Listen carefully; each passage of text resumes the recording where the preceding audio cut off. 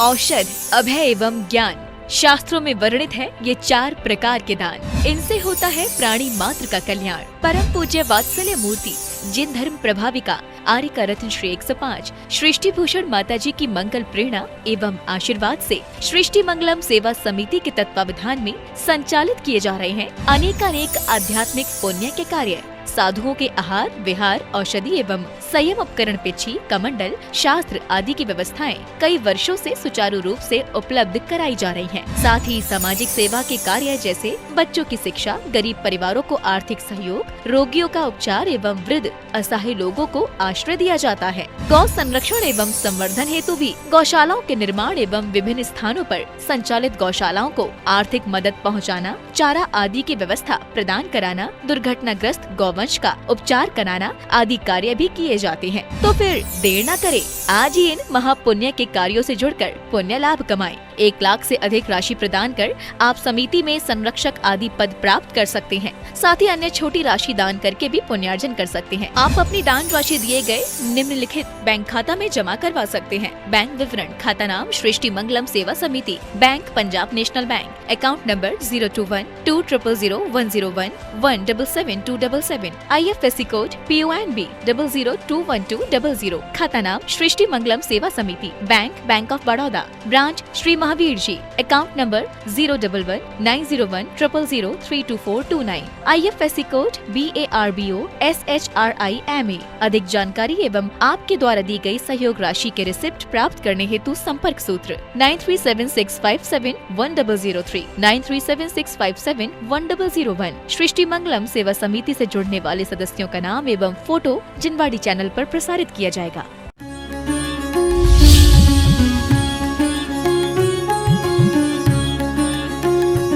देव कैसे होते हैं तो बताया था, परमेशी, परम ज्योति, विरागो, विमलाकृति, सर्वज्ञो नाद, मध्यांता, सर्वाशास्त्रोपलाल लेते हैं। लेकिन यहाँ कहते हैं यदि देव ऐसे होते हैं तो शास्त्र कैसे होते हैं? तो कह दिया शास्त्र के द्वारा जो कहे गए वही शास्त्र होते हैं। पहले उनके अंतरंग में वाणी आती है, फिर जो निखरती है वो जिनवाणी हो जाती है। हम लोग कहते भी हैं कि जिनवाणी जग मैया जन्म दुख मेट दो, और कैसी वीर हिमाचल ते मुख निकसी, गुरु गौतम के मुख कुंड ढरी है।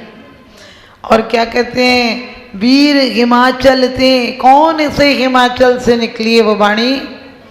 कहते हैं भगवान के मुख रूपी हिमाचल की तो कोई सीमाएं हो सकती हैं।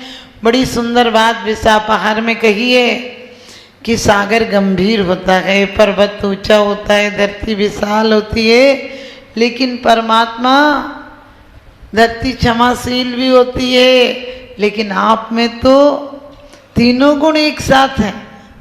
धरती और आकाश कभी एक नहीं होता है, और पर्वत कभी जमीन पर नहीं आता है। पर्वत की ऊंचाई अपनी ऊंचाई होती है। ये बात अलग है कि मनुष्यों की नज़र पड़ जाए तो पर्वत भी खत्म हो जाए। जालिम ने जिस डाली पे नज़र डाली, जालिम ने वही डाली काट डाली। ध्यान रखना, आदमी एक ऐसा है किसी को भी पागल कर सकता है, क्योंकि स्वयं पागल है। इसलिए आदमियों के द्वारा गुथी गई ये नहीं कहा है, जो वीतराग देव के द्वारा कही गई है और वीतरागी संतों के द्वारा, गणधरों के द्वारा गूंथी गई है। ध्यान रखना, कचड़े को नहीं गूंथा जाता है। फूलों में कोई जो वेली लगाते हैं वो गुथ कर बड़े करीने से, आप माला बनाते हैं तो गुथ कर बनाते हैं। और ये शास्त्र क्यों कहे हैं? शास्त्र किसी रागी देसी के द्वारा नहीं कहे हैं, किसी स्वार्थी के द्वारा नहीं कहे गए हैं। स्वहित के लिए और परहित के लिए, जिन्होंने स्व अर्थ को पूर्ण उपलब्ध कर लिया उनके द्वारा कहे गए। और वीतरागी कैसे होते हैं? निस्वार्थ होते हैं। सर्वज्ञों के द्वारा कही गई है, हम और आप जैसों के द्वारा नहीं कही गई, जिसे खुद ही कुछ पता नहीं।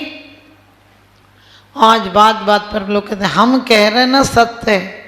हमने कहा तुम खुद ही सत्य नहीं हो, सत्य क्या हो सकता है? ध्यान रखना, जो स्वयं सत्य नहीं है, अंधे क्या किसी दूसरे अंधों को रास्ता दिखाएंगे।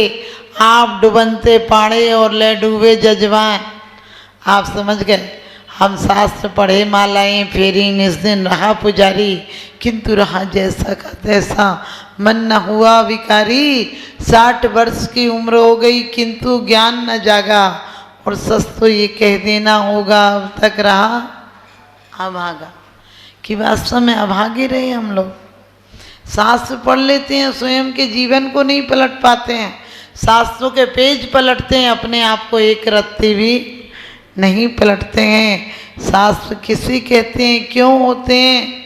शास्त्र उनके द्वारा आत्मानुभूति हुई थी, उनके अंतरंग से निकली थी। गुरु गौतम के मुख कुंड ढरी है, वो तो वहाँ से गिरी थी। कुंडों में पानी थोड़ी आता है, पानी तो किसी झरनों के माध्यम से आता है। लोग कहते बीतरागी संत क्या कहेंगे, बीतरागी देव क्या कहेंगे।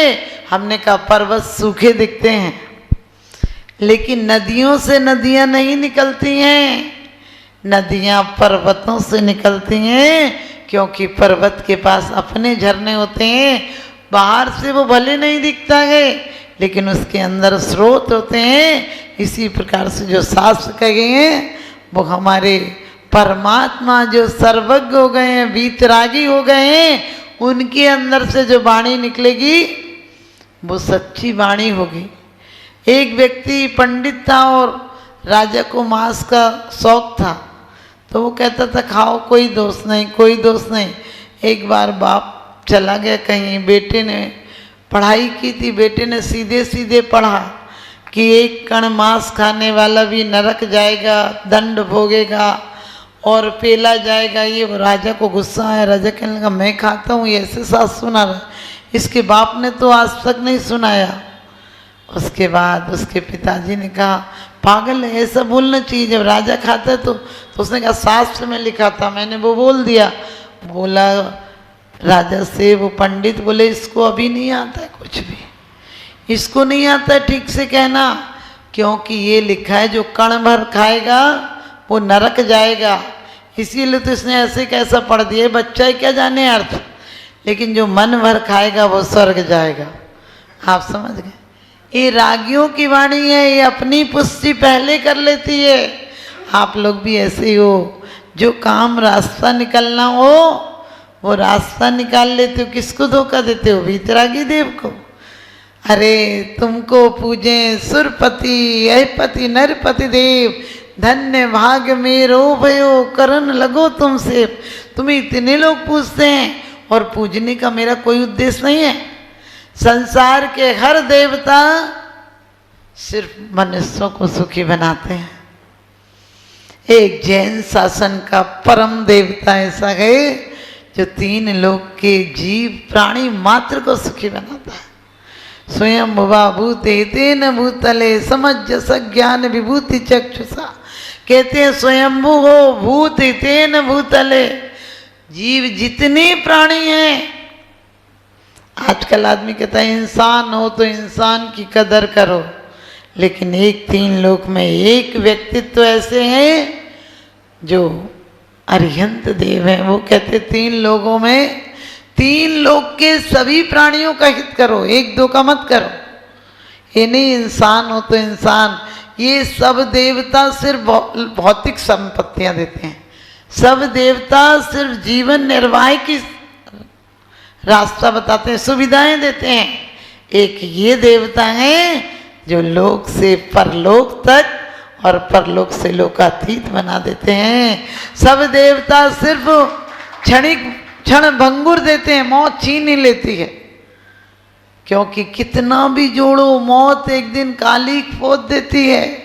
कहते हैं ये शमशान तेरा भी हिसाब नेक है, हे शमशान तेरा भी हिसाब नेक है। अमीर हो या गरीब हो, सबके लिए बिस्तर एक है। आप कहते हैं शमशान ले गए, जहाँ सानें समाप्त हो जाती हैं उसे शमशान कहते हैं, ध्यान रखना। लेकिन जहाँ सानें बढ़ जाती हैं उसे निर्वाण कहते हैं। जहाँ की जाकर शान 3 लोक की पूज्यता को प्राप्त कर लेती है उसे निर्वाण कहते हैं। इतना ही धर्म करते हो।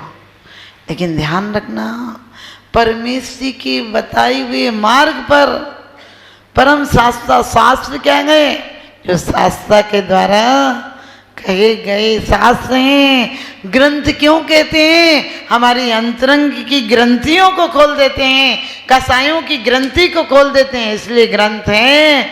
वो उनकी माँ कहती थी शुद्धोसी बुद्धोसी निरंजनोसी संसार माया परिवर्जितोसी। आजकल की माँ फोटो दिखा के बोलती है बेटा कैसी लाएगा, कौन सी लाएगा, हमने कि तेरे से पूछने आएगा, अपने आप ले आएगा। तो ध्यान रखना, हम पूजन में क्या करते हैं, अपनी बातें भगवान को सुनाते हैं।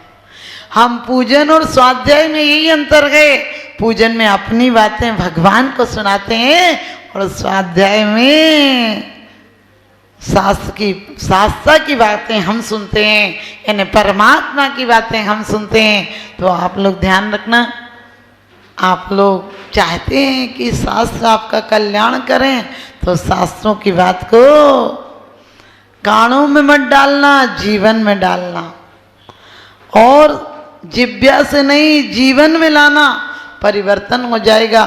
कोई कहता धर्म बहुत कठिन है माता जी, क्या छोड़ें।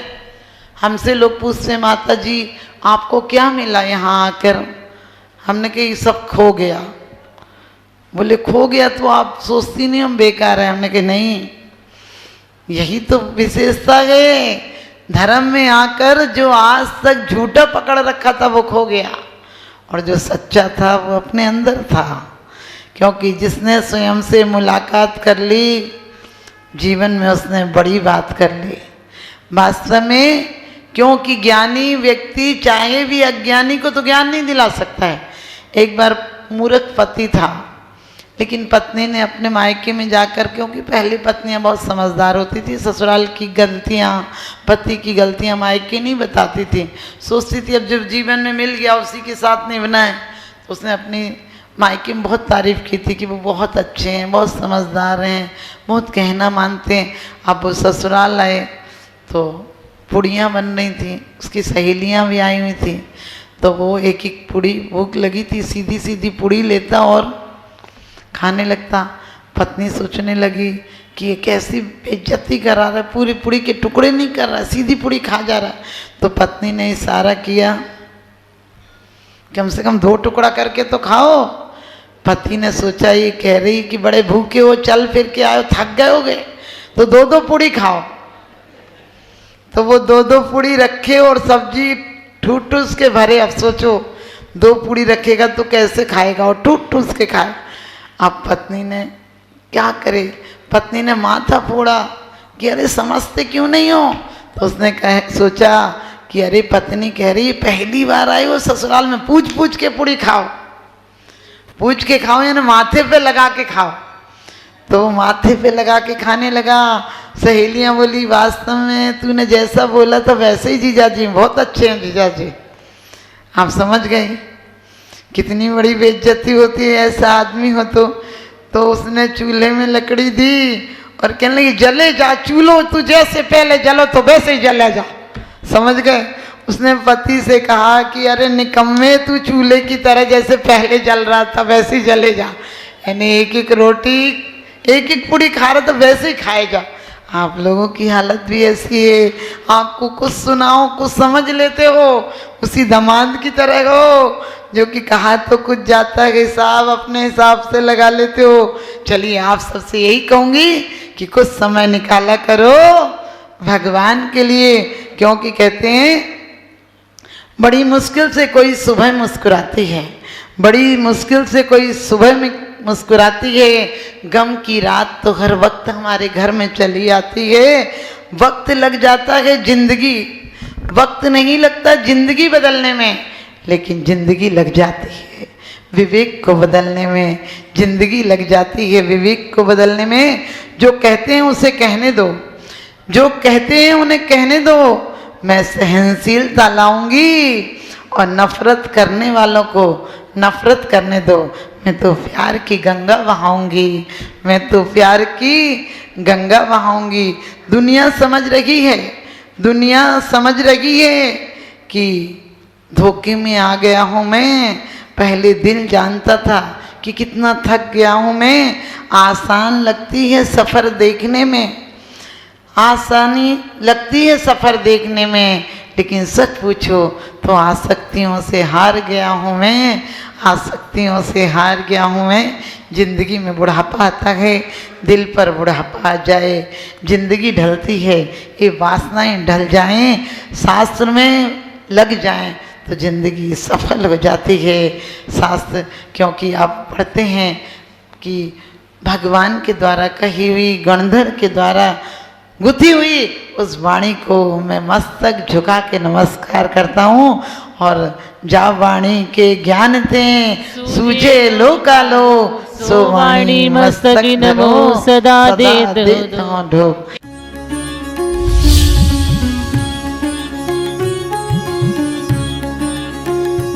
आहार, औषध, अभय एवं ज्ञान।